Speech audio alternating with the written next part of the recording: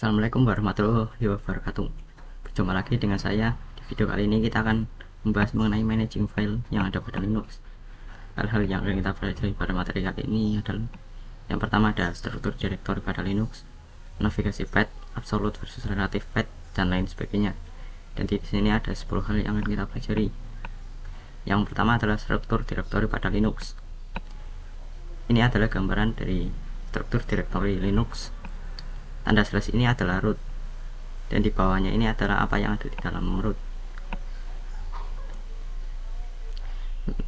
Dari sekian banyak directory ini yang akan kita pelajari, yang lebih utama atau yang paling dasar adalah home, usr, kemudian yang satu etc namun tidak ada di gambaran kali ini. Yang pertama adalah usr. Usr ini fungsinya untuk menyimpan semua instalasi aplikasi pada Linux. Kalau di Windows bisa kita samakan dengan program files. Kita cek dulu di menu. Nah, kemudian masuk ke C. Ini program files yang ini. Jika di Linux namanya usr. Nah, home ini adalah tempat menyimpan ada Linux. Seperti sebelumnya saya sudah melakukan instalasi Debian, dan saya sudah membuat usernya, dan itu tersimpan di dalam directory home. Dan yang satunya adalah etc, berfungsi untuk menyimpan semua konfigurasi yang kita lakukan di Linux.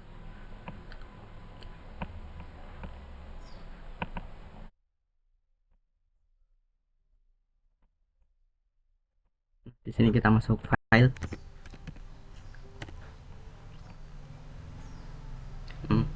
Untuk masuk ke dalam root, kalian bisa klik outer location. Kalau berbasis CLI kita menggunakan perintah SO, tapi kalau di sini kita cukup klik yang outer location, kemudian klik yang tanda slash ini, dimana ini merupakan simbol dari root. Nah, mirip seperti gambaran tadi, ada bin, boot, home, dan lain sebagainya. Nah, di dalam home ini terdapat username yang sudah kita buat pada Debian. Kita buka. Nah, ada username yang sudah saya buat. Kemudian kita bisa mengecek parent folder menggunakan titik 3 ini. Klik kemudian properties. Nah, parent directory dari home ini adalah slash atau root. Dan yang kedua adalah navigasi path. Pada navigasi path ini ada 3 perintah yang akan kita pelajari. Ketiga perintah ini merupakan perintah yang paling dasar atau perintah yang akan paling sering digunakan. Perintah yang pertama adalah cd, yang kedua adalah pwd, dan yang ketiga adalah ls. Nah, perintah cd ini memiliki fungsi untuk memasuki suatu direktori. Kalau pwd untuk memperlihatkan direktori saat ini, dan ls untuk memperlihatkan semua file yang terdapat pada direktori. Akan langsung saya contohkan saja sini. Pertama kita masuk terminal terlebih dahulu. Terminal. Kemudian kalian bisa masuk ke root terlebih dahulu. Nah, di sini saya akan memasuki sebuah direktori, yaitu misalnya usr, dengan perintah cd dan usr.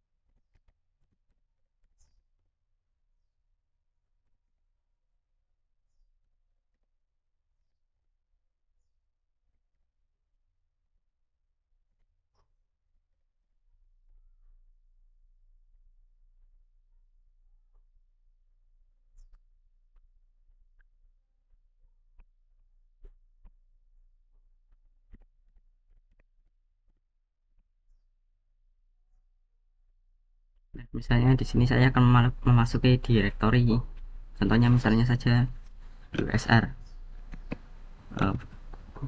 Pertama klik masukkan perintah cd, kemudian /usr.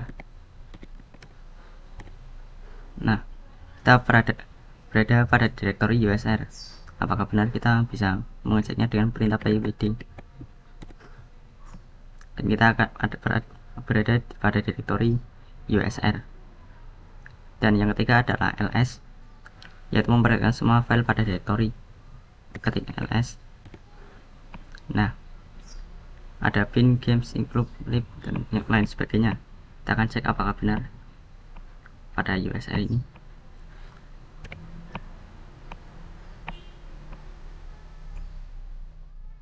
Masuk terlebih dahulu.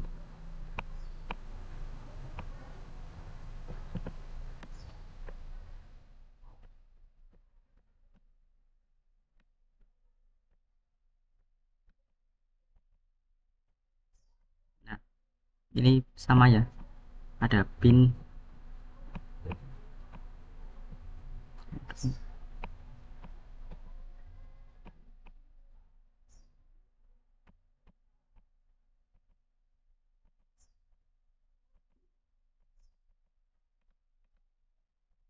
sama ada bin, games, include, dan lain sebagainya.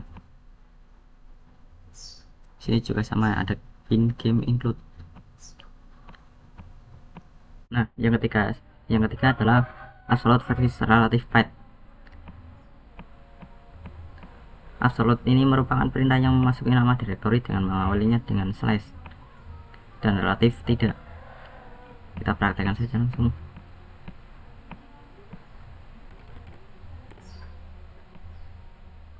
Nah, kita akan memasuki cd, kemudian slash terlebih dahulu.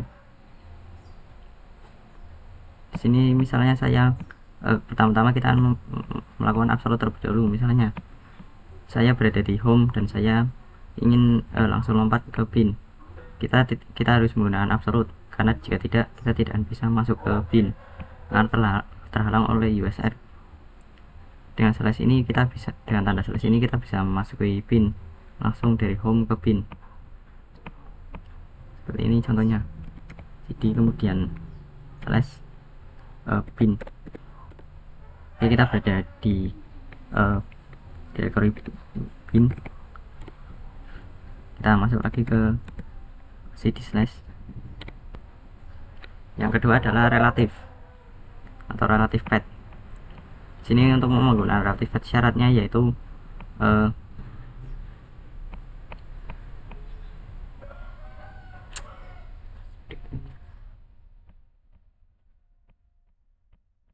dan yang kedua adalah relative path. Untuk menggunakan relative path ini kita harus memasuki parent directory yang ingin kita masuki terlebih dahulu.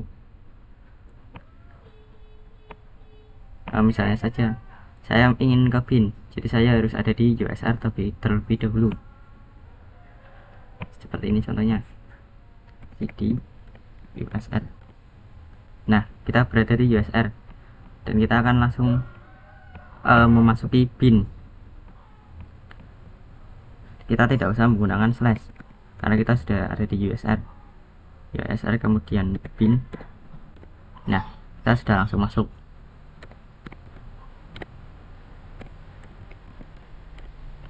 Yang keempat adalah special character. Untuk special character ini ada 5 yang akan kita pelajari. Kita exit dulu. Yang pertama adalah tanda lengkung pada ini. Tanda lengkung ini menandakan bahwa kita berada di home directory. Nah, home directory root dan biasa itu berbeda. Jika di directory home ini adalah home sendiri, tapi jika di root itu adalah root. Seperti ini contohnya. Nah, kita berada di home, tapi kenapa tandanya tidak seperti ini? Karena home sebenarnya dari root bukanlah home, tapi root itu sendiri atau directory root. Kita akan memasuki cd kemudian slash root. Nah, ini adalah home directory dari root. Dan yang kedua adalah tanda dolar. Tanda dolar ini menandakan bahwa kita berada di hak akses biasa atau user biasa. Artinya kita tidak mendapatkan hak akses penuh atas directory. Dan yang ketiga adalah tanda pagar ini. Tanda pagar ini menandakan bahwa kita sudah memasuki root atau kita sudah memasuki hak akses penuh. Jadi kita bisa melakukan apapun pada directory. Dan yang keempat adalah titik satu. Titik satu ini untuk memperlihatkan semua isi dari directory saat ini. Misalnya saya akan ke home dari directory root seperti ini. Nah, akan saya ls titik ls spasi titik satu. Nah, home directory saat ini saya adalah home dan saya ls titik satu adanya nama user. Kita buktikan.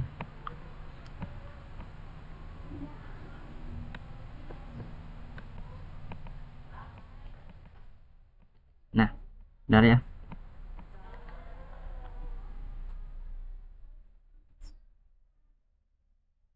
Dan yang kedua adalah yang terakhir adalah titik 2. Nah, titik 2 ini adalah menandakan parent directory atau parent folder. Misalnya saya berada di home, saya ingin memperlihatkan semua file pada parent directory milik home, yaitu slash, misalnya yaitu ls kemudian titik 2. Nah, dari parent directory home ini adalah slash, dan isi dari slash ini ada bin, etc, dan lain sebagainya. Yang kelima adalah membuat file dengan touch. File yang bisa kita buat dengan touch adalah txt, file txt. Langsung saja akan saya buat di sini. Pertama, ketik perintah touch terlebih dahulu. Kemudian misalnya di sini saya akan menamakan filenya a, kemudian titik txt. Dia otomatis langsung jadi. Kita akan cek. Jadi saya meletakkannya di home. Nah, ini ada ya txt. Dan saya akan buat lagi touch, misalnya b txt.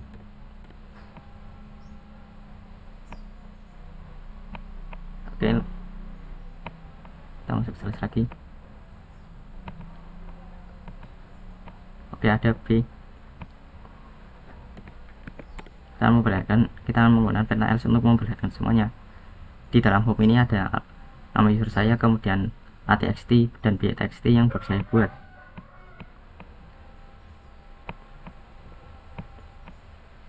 Dan di sini isinya sama seperti pada terminal. Yang keenam adalah perintah ls advance. Selain perintah ls biasa, ada dua perintah ls lagi yang akan kita pelajari, yaitu ls-a dan ls-l. Saja kita masuk ke sini. Nah, saya akan memasuki directory home terlebih dahulu.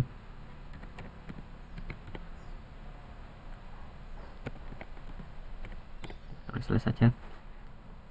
Di sini saya akan menggunakan perintah ls. Nah, ini memperlihatkan ls biasa ini untuk memperlihatkan semua file yang ada pada directory slash.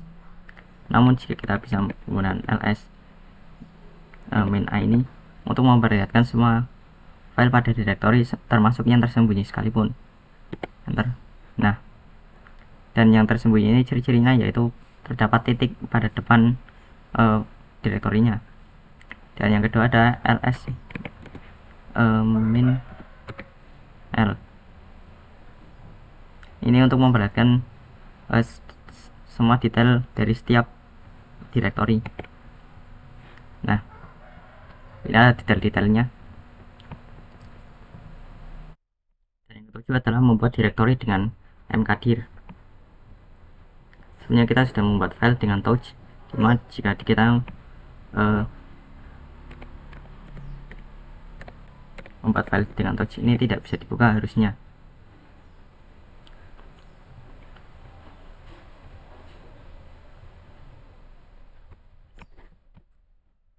Seperti ini contohnya, slash kemudian home.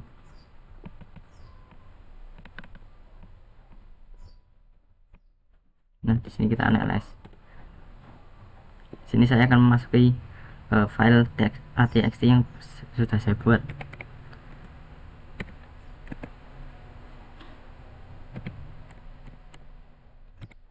Nah, otomatis tidak bisa, namun berbeda jika menggunakan perintah mkdir. Kita bisa membuat directory tapi bisa dimasuki. Seperti ini contohnya, mkdir. Kemudian saya akan membuat directory misalnya 123. Nah, tidak error ya. Dan saya membuatnya di slash. Apakah ada? Nah, 123 ini ada ya. Kita bisa ls. 123 ada ini.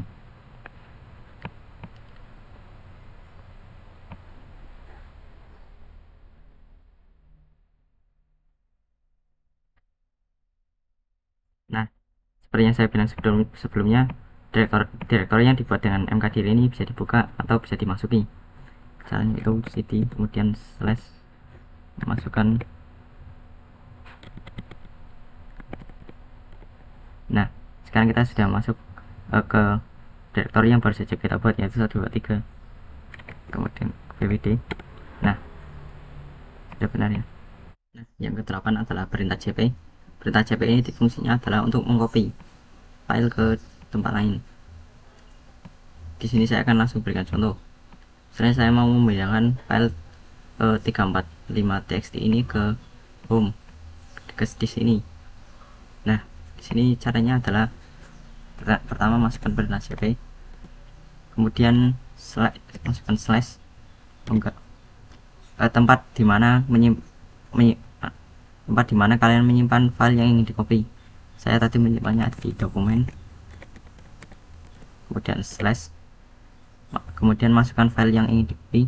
File yang ingin saya copy adalah 345 txt dan spasi slash, kemudian tempat kalian ingin memindahkannya kemana. Di sini saya akan memindahnya ke home user, home, kemudian slash. Nah, nama usernya dan enter, dan sudah tercopy. Kita coba ls. Nah, sudah ada 345. Apakah kita di sini juga ada? Oke, ada. Jadi itu adalah perintah cp. Yang 9 adalah perintah mv. Perintah mv ini memiliki dua fungsi, yaitu yang pertama untuk merename atau mengubah nama dari suatu file, dan yang kedua adalah untuk memindahkan file. Berbeda dengan cp yang menggunakan yang dilakukan untuk mengcopy.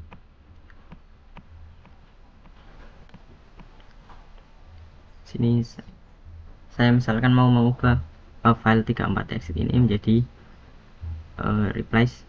Caranya yaitu masukkan perintah mv, kemudian masukkan file yang ingin diubah, namanya 345 txt dan spasi, dan masukkan nama baru.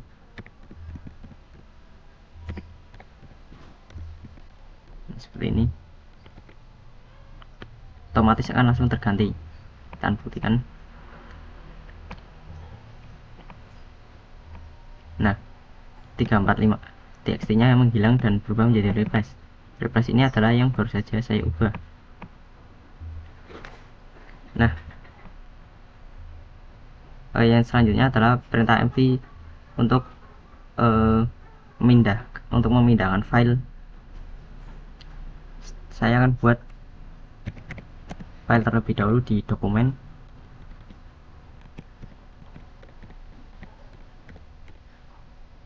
Nah, di sini saya akan buat misalnya yaitu 67 txt.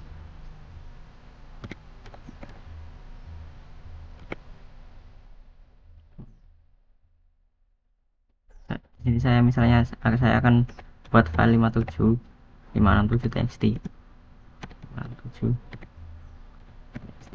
Nah, kemudian saya akan memindahkan touch 567 ini ke home directory.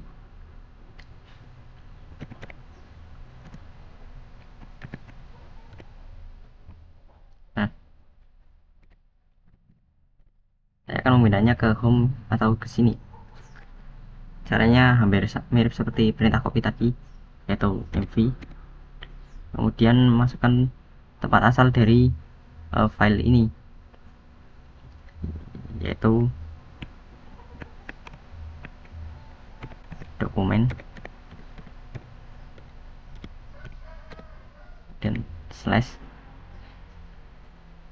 567 txt, kemudian slash, dan masukkan folder yang akan kemana kita akan memindahkannya.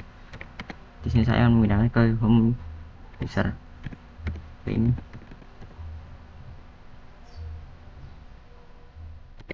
Nah, sudah terpindah dan kita akan lihat apakah ada di 567. Oke, ada.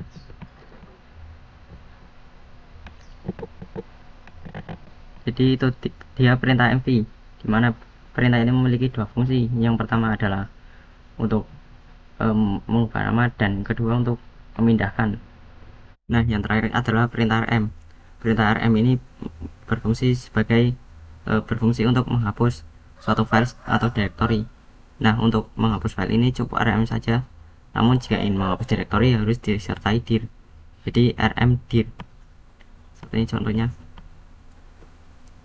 Di sini saya misalnya akan menghapus file replace ini. Caranya itu seperti tadi perintahnya, rm, kemudian masukkan perintahnya, masukkan file yang ingin dihapus. Nah, otomatis langsung hapus. Oke, sudah hapus. Dan yang kedua adalah perintah rmdir, dimana ini untuk menghapus suatu directory. Sini saya misalnya akan menghapus directory directnew. Caranya yaitu masukkan rmdir, kemudian directnew. Nah, di sini sudah langsung hapus. Kita ls, tidak ada yang namanya directnew lagi. Itulah perintah rm. Oke, mungkin itu saja pembahasannya di video kali ini. Jika ada kekurangan mohon maaf. Saya akhiri, wassalamualaikum warahmatullahi wabarakatuh.